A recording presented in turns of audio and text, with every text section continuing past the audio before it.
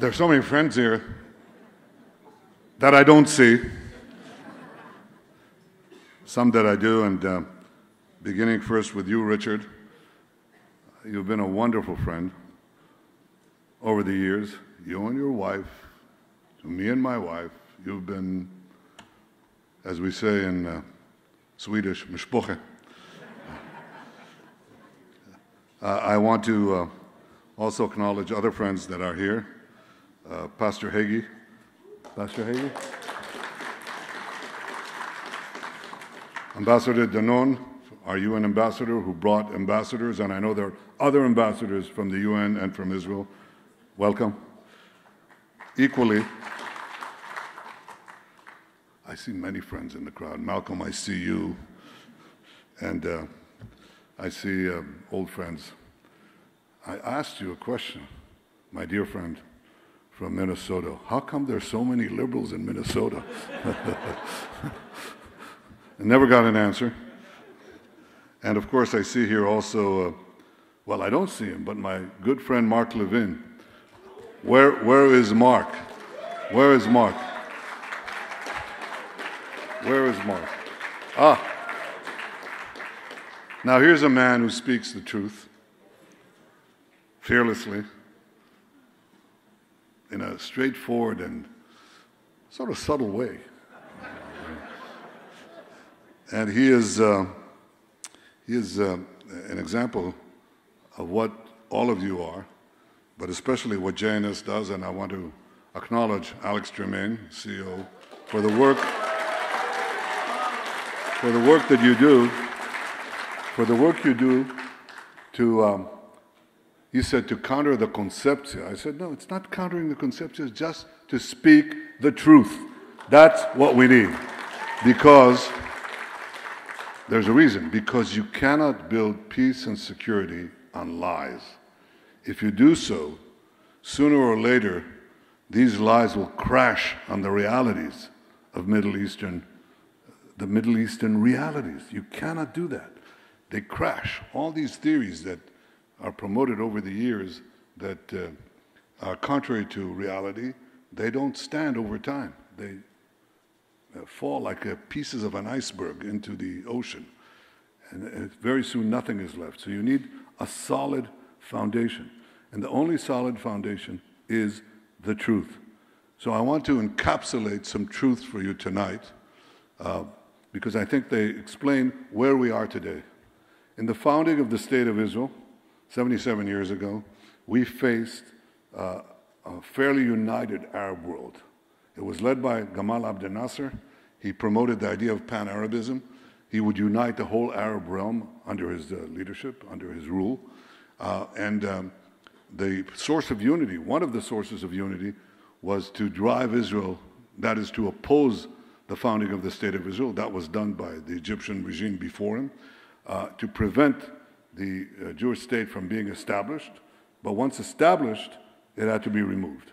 It had no place. Right in the center of that great Arab domain, there couldn't be a Western state. We were foreign interlopers. We were foreign interlopers, right? I mean, we're here in Jerusalem, about a kilometer away from David's capital, which was established 3,000 years ago. We are not foreign interlopers. We're not the Belgians in the Congo. We're not the Dutch in Indonesia. We're the Jews in the Jewish homeland, Judea. Well, that's one truth, an important truth. But equally, they tried to not only, at first they didn't try to actually annihilate our history, they just tried to annihilate us.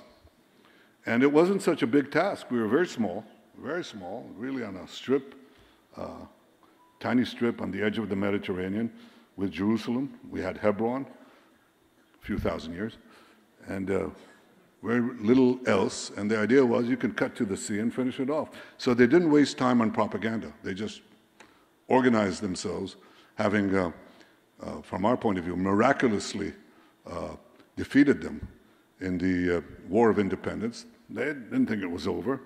And they arranged themselves to choke us and drive us into the sea in the weeks and days before 1967. And of course, you know how that ended.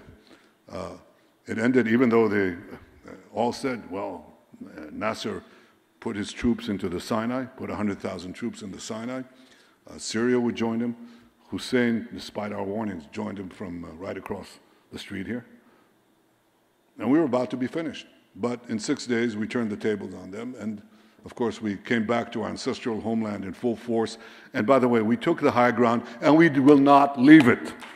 It's ours. So they still didn't give up. They tried the war of attrition, and then in 1973, a combined attack, this time by 2 Arab armies in the Yom Kippur War. They surprised us. Within 3 weeks, we were at the gates of Damascus and Cairo, and that ended that.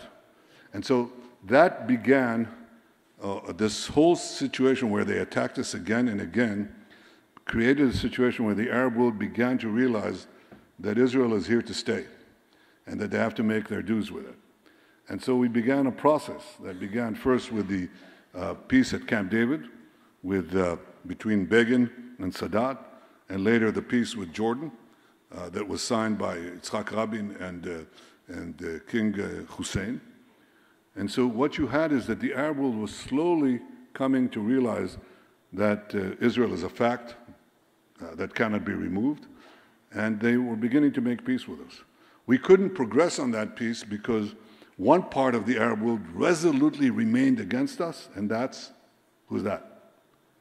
Class? The Palestinians.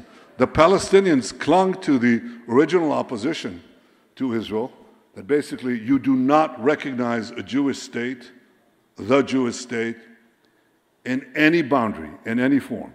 Israel has to be annihilated. Israel has to be excised like a tumor. That was their position, and that was and remains the principal obstacle to a Palestinian-Israeli peace, the persistent Palestinian opposition to a Jewish state in any form, in any boundary. That's a truth that somehow eludes fairly intelligent people. They sit in the State Department, they sit in the foreign chancelleries of the world. That's a very difficult concept to absorb.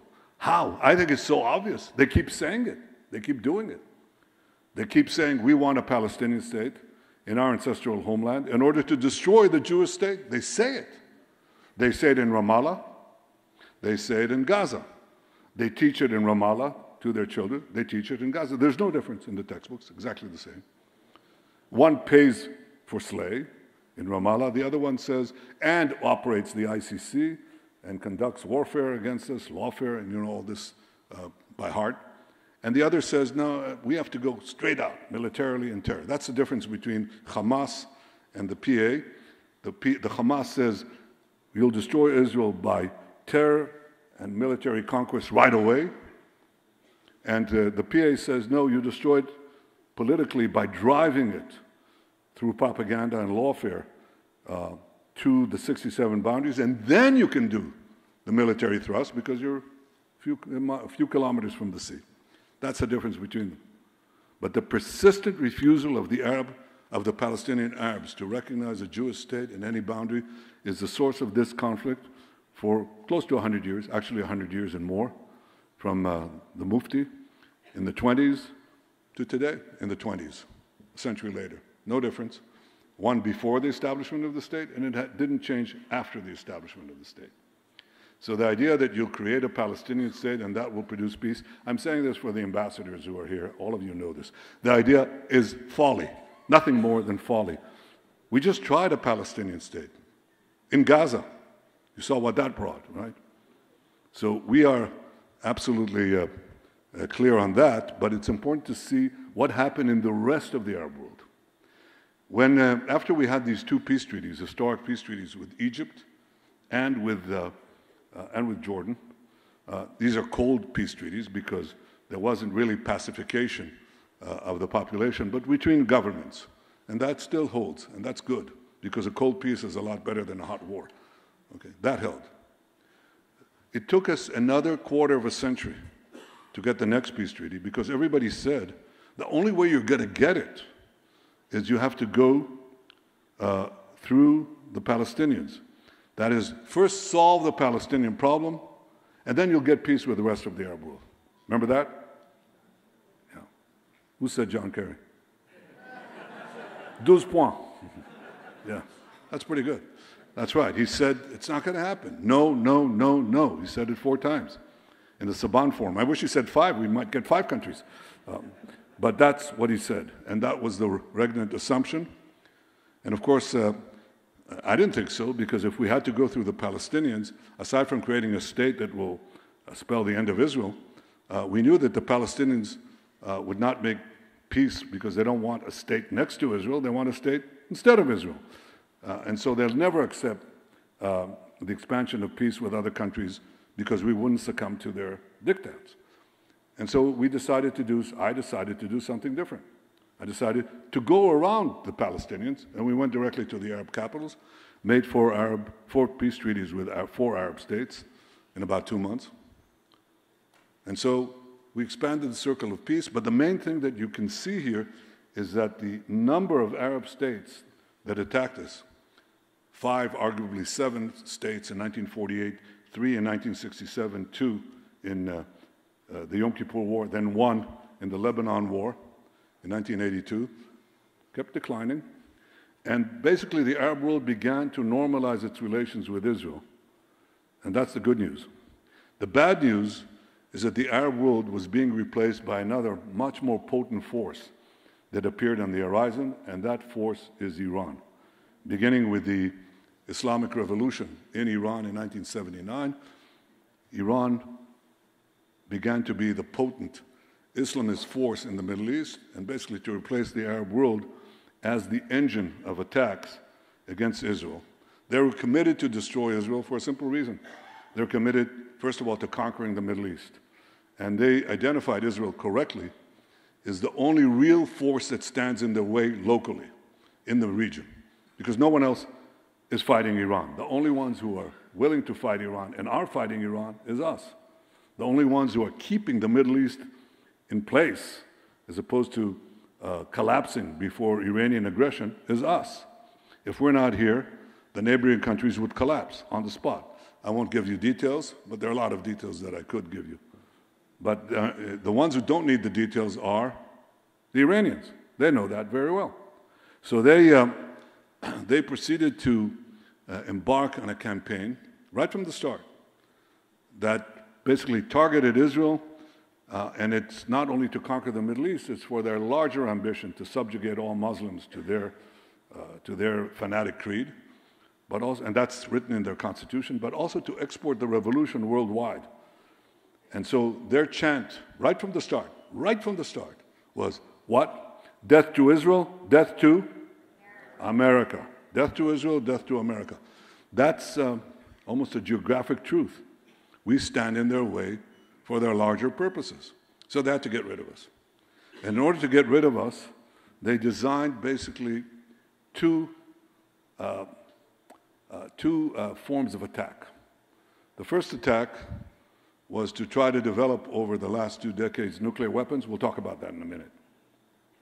The second line of attack is something they developed piece by piece, step by step, which was to choke Israel by conquering pieces of the Middle East, both for their own reasons, but also as a noose of death around us. And you could see them moving from Iran to Iraq, to Syria, to the Mediterranean and Lebanon.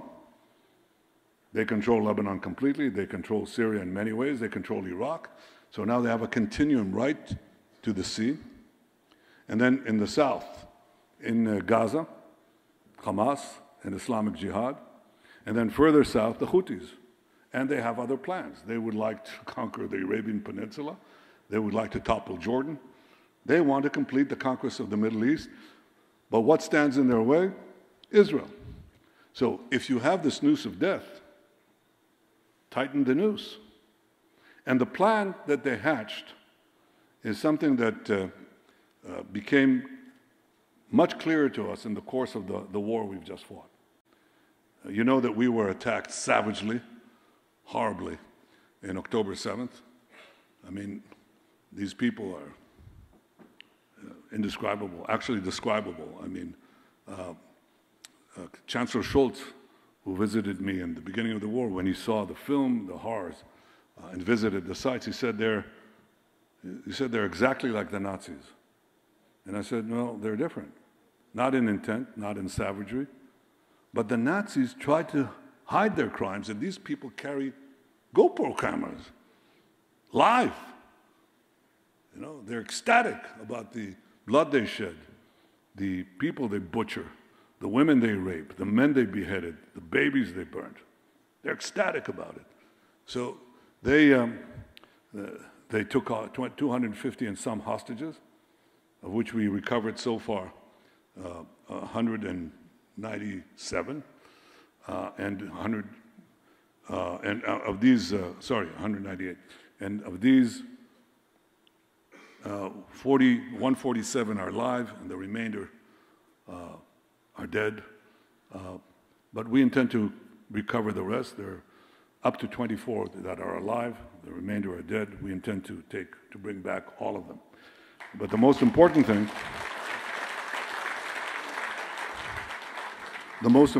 that we had to do was to stop the invasion, which we did. And as we stopped the invasion and continued to take the fight into their territory, and of course into Lebanon, which Hezbollah joined the day after, we learned basically one simple truth. We learned that Sinwar jumped the gun. He jumped the gun. He deviated from the plan that the noose of death had planned in advance, and that plan was that there will be simultaneous invasions from Gaza and from Lebanon. The distances to the center of the country are very small, and simultaneous pelleting of Israel, barrages of ballistic missiles and rockets in a tiny country that was meant to basically erase Israel. That was the plan. And Hamas didn't wait, couldn't get over themselves. They fired too quickly. In fact, Hezbollah was surprised. They said, why did they tell us? They were supposed to tell us. But they didn't tell them. And so we had time to prevent a similar ground invasion that would have been much more potent, because there's no comparison to the power of Hezbollah, the Ridwan force, compared to the Nukhbas, the monsters who attacked us. Much more potent. But by that time, we could move our army to the north, so we stopped that invasion. And we discovered that this was hatched out. There was a clock in Iran, and it said here, the end of Israel in such and such date, and the clock is winding down. But this was the plan. And in many ways, what happened is that we simply broke this. On the second day of the war, I said, we will change the face of the Middle East. We first had to go into Gaza. Our American friends who came here, and I appreciate the fact that President Biden came here at the beginning of the war and gave us support at the beginning of the war. And, but they said, don't go in. Don't do the ground invasion. Do it from the air. And I said, Joe, we tried that.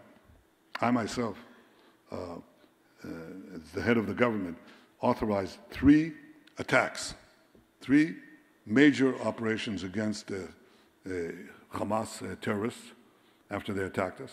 We killed thousands of terrorists. We killed their military commander, Jabri. It didn't make a dent. It made a dent. It stayed them. They had to rearm again and so on. But it didn't stop it. I said, it's not going to work. We have to go in. So against their better advice, we went in. And then they said, well, very soon the propaganda war began to work against us. So as we were making our military thrust, the diplomatic support that we had at the start of the war turned against us. And now we were facing pressure to mitigate the fight and very soon to stop the fight. We went into Gaza City. They didn't like it. We went into Shifa Hospital, some hospital, right? They didn't like it. We went into Khan Yunis, and then we reached the outskirts of Rafah. And there the Americans said, don't go in. Don't go in. And if you go in, we'll put an arms embargo on you. And I said to President Biden, look, I respect you. You're the President of the United States. Please respect me. I'm the prime minister of the one and only Jewish state. We are going in.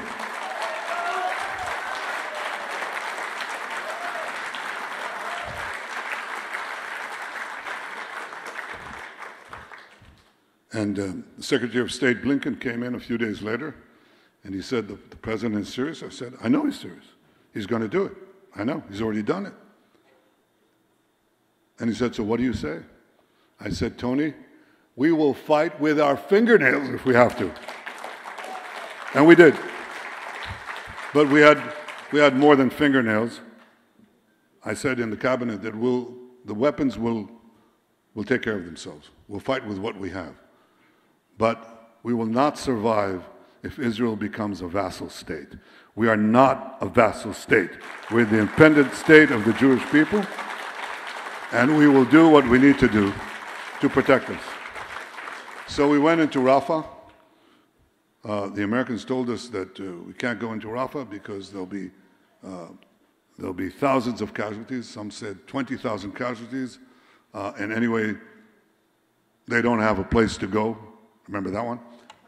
Right. Well, I said they do have a place to go. They can go 2 kilometers westward to the beach. There's a safe zone there.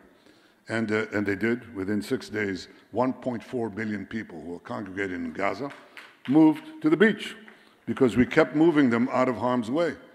And I visited the extraordinary brigade commander there in the Rafah crossing, saw our soldiers, and I asked him, so Itzik, how many terrorists have you killed? And this was in the middle of the fighting. He said, at this point, 1,203. I said, how do you know? I said, body counts. We see them. They're, we count them, fighters. And I said, how many civilians have you killed? You know what he said? None. None. Because they all left.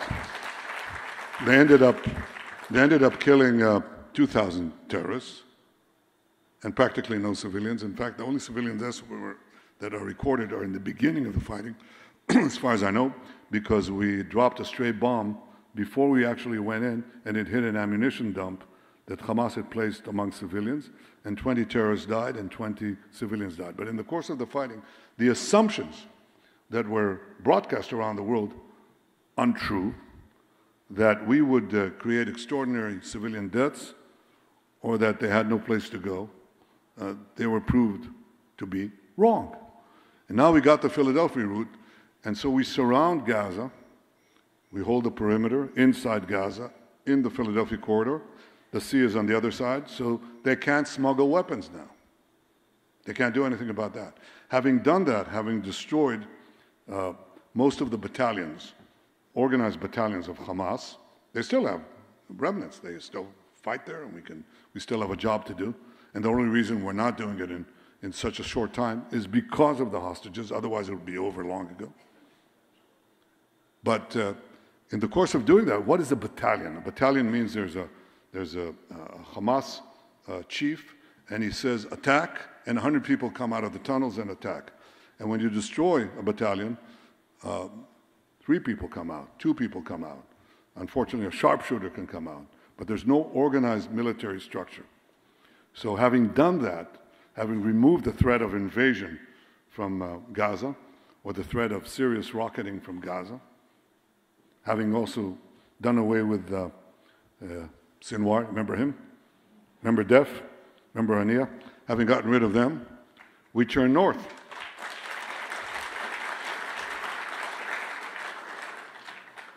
And having turned north, we had this small thing, the beepers. You remember the beepers, the pagers? Yeah.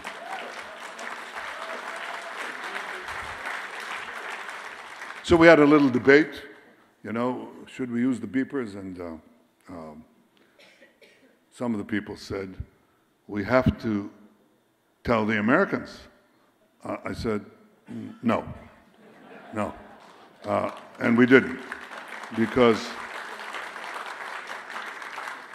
I don't read the New York Times that often, but why give them the advance? It would be on the net, it would be, that doesn't make any sense. And after the beepers, we had to bring up the beepers a bit because we decided that we'd go into Lebanon in October. Why October? Well, obviously, because it's 1 month ahead of November. You'll figure that out. Okay. But in the third week, I think, of September, we learned that Hamas, or rather that Hezbollah had sent 3 beepers to be scanned in Iran. We had previously bombed a scanner they were going to bring in, so we got rid of that, and the guy who operates it.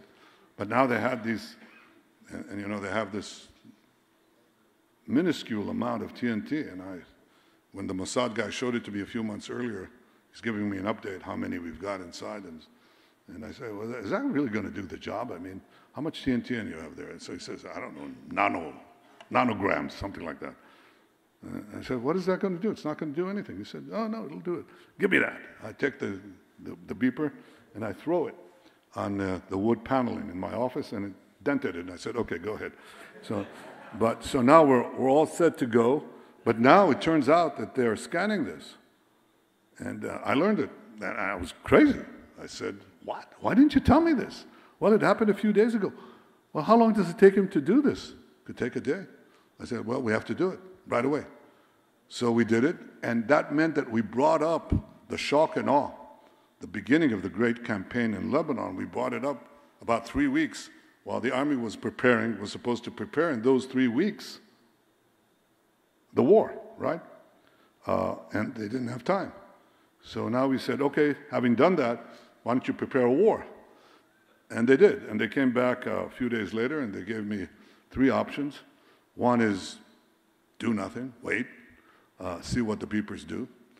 The second, because we always wanted to take the Hezbollah out of the battle, I didn't think it was a good idea to just leave them intact, but that was option 1, which they didn't really mean.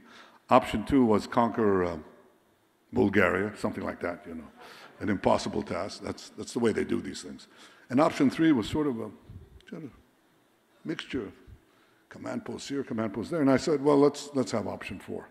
And option 4 was targeted at the missile and ballistic missile storage main stock that Nasrallah had built over the years in private homes, because he was relying on the fact that we would not attack private homes. And he was right, we didn't over the years. But we set a goal for the army, attack these homes, but get the population out. And they came back 48 hours later with a brilliant plan, brilliant plan. They commandeered Lebanese television and radio. Can you imagine? This is the IDF telling you, if you're a resident of, leave. Because they had a missile in every garage and a rocket in every kitchen. And they would open the roof, and boop, out it comes, and so on. And that was done. So in 6-7 hours, we destroyed the bulk, not all, but the bulk of the main weapons directed against us that Nasrallah had built over 30 years.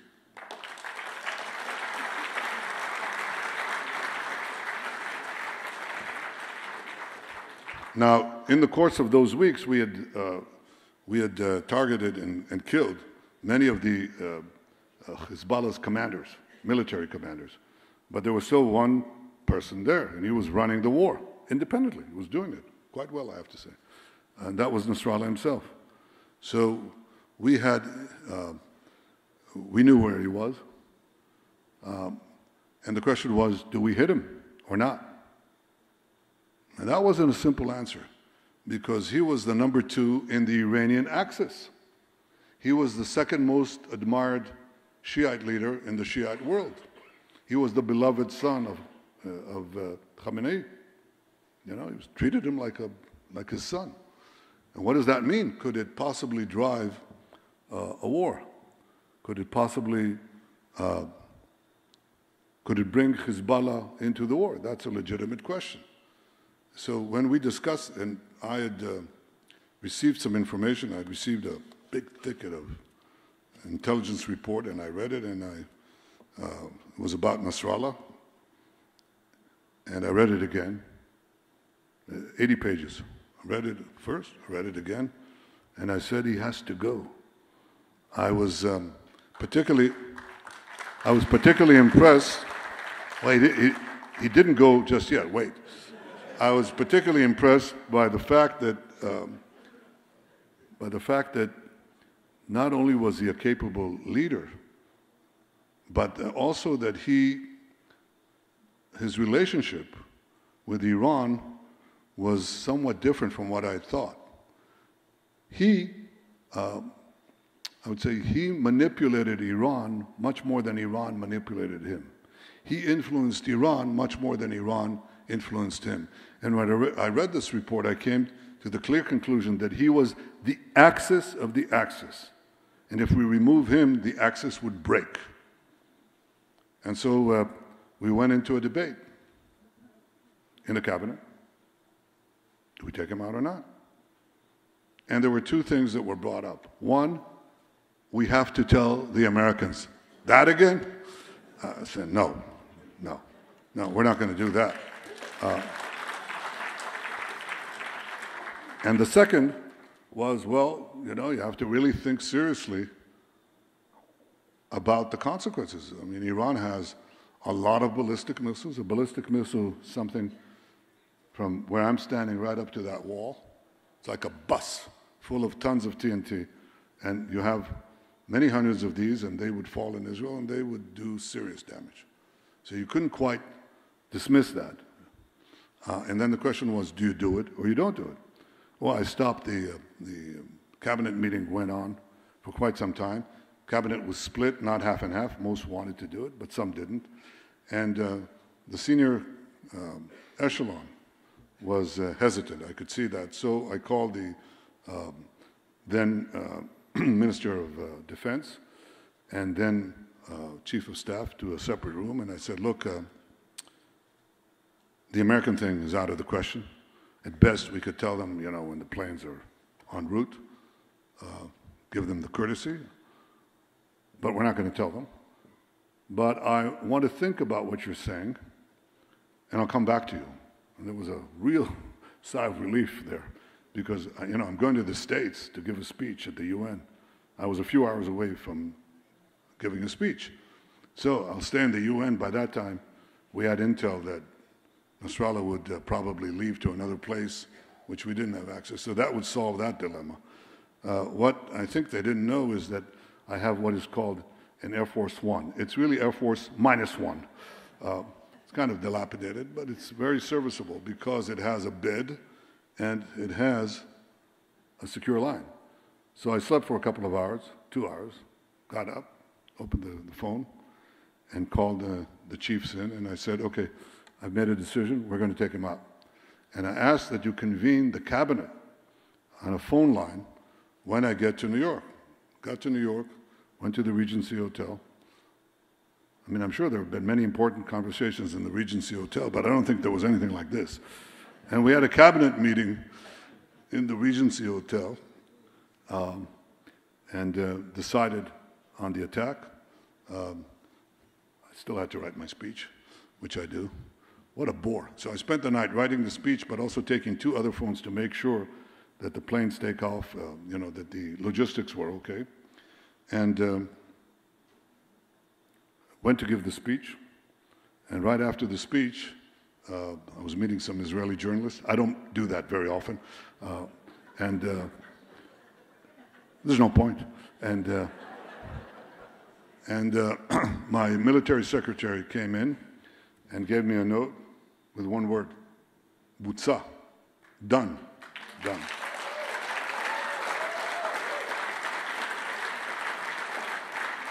Now, the collapse, the removal of Nasrallah really broke the axis. It was a terrific blow. Some people are irreplaceable, and so far he's been irreplaceable. And so, having delivered that blow to Hezbollah, we also delivered a blow to Assad, because Assad was relying heavily on Nasrallah. He wasn't relying on his army. During the Civil War, every time he got into real trouble, Nasrallah would send thousands and thousands of fighters to help him. And now there was no one to send the fighters. So there was an opening, obviously, which Ashara used. They didn't understand, how come they're coming in every place there's no one to fight? And they just kept moving from town to town with the full blessing, that's a diplomatic word, by Turkey. But Iran, understanding that their amazing, unbelievable investment in the axis. This is the axis. You have to have a continuum to supply Hezbollah. And that was going down the tubes. And so they had to rescue Assad. And what they did was they wanted to send 1 or 2 airborne divisions to help him. And we stopped that. We sent some F-16s to some Iranian planes that were making some routes to Damascus. They turned back. So being shed of any support from the West and any support from the East, the Assad regime collapsed. And just to make sure, we destroyed 90% of their armaments of the army. And then improved a bit our positions, like taking the summit of the Hermon Mountain. It's a very beautiful place. That's what we did. So in effect, if you summarize everything that I said up to now, what we did is we had peace going with the Arab world, Iran coming up, Iran putting a noose around our death, and Israel turning the tables on them from a situation where on October 7th people thought that Israel was doomed to making Israel the most powerful country in the region within a very short time. We could do that because of the incredible courage of our soldiers and our commanders. Incredible. Yeah. Just incredible.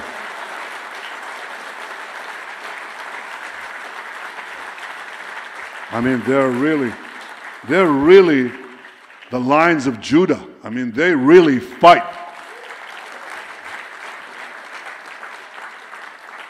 They're heroes. And those who are fallen are heroes. And those who are wounded, you should see the wounded. You know, they lose. There's a guy who lost his limb and 2 legs, and he has these, artificial legs and an arm, and he lifts another arm. You know, he says, "I want to go back and fight." You know, and he's not alone. These are amazing heroes. So having done that, we smashed the Iranian axis, but we didn't finish the job.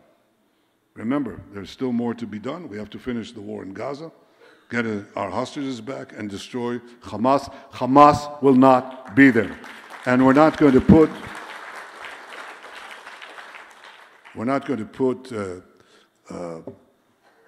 PA there.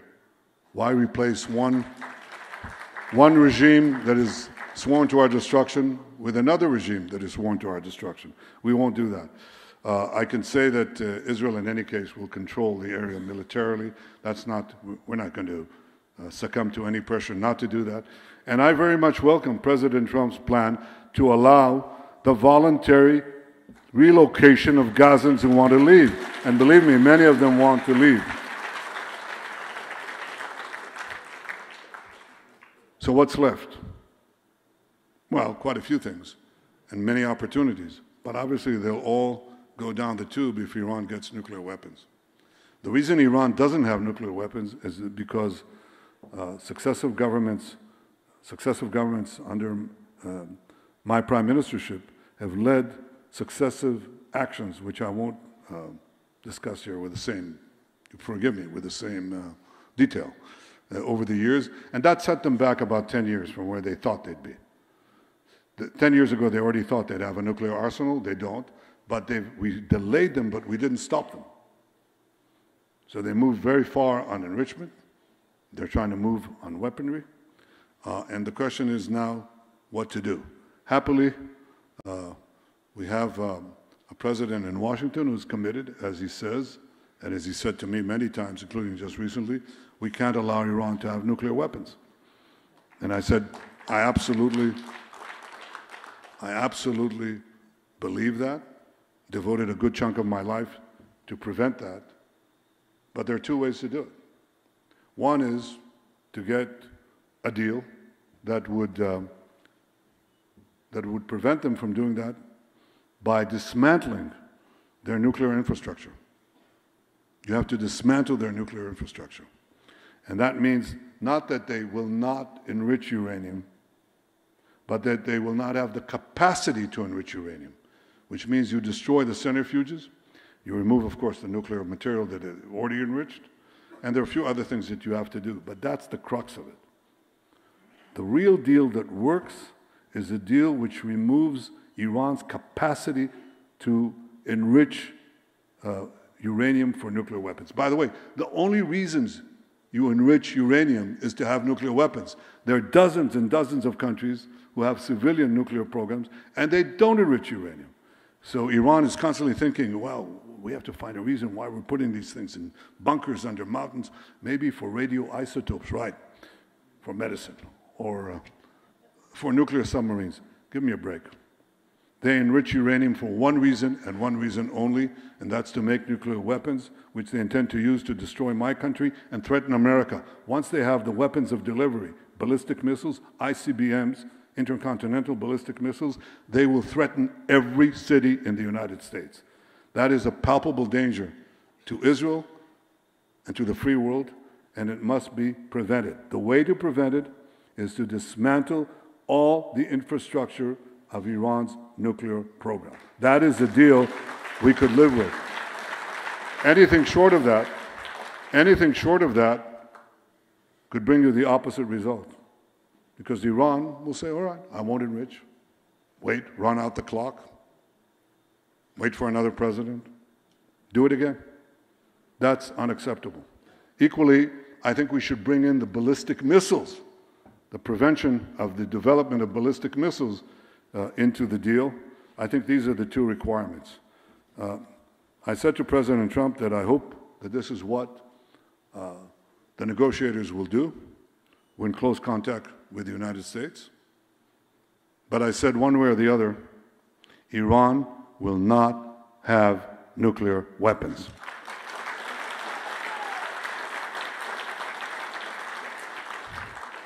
So we have a seven-front war, which is really a one-front war with Iran and its proxies. We appreciate the fact that the United States is taking action against the Houthis, very important. We appreciate the help that we're getting from the United States. Arms are flowing in. It's important. We share the same goals, but we have to make sure that Iran does not get nuclear weapons. A bad deal is worse than no deal. We need a good deal. And the only good deal that works is a deal like the one that was made with Libya that removed all the infrastructure. I can tell you, well, you should applaud that. That's the main point.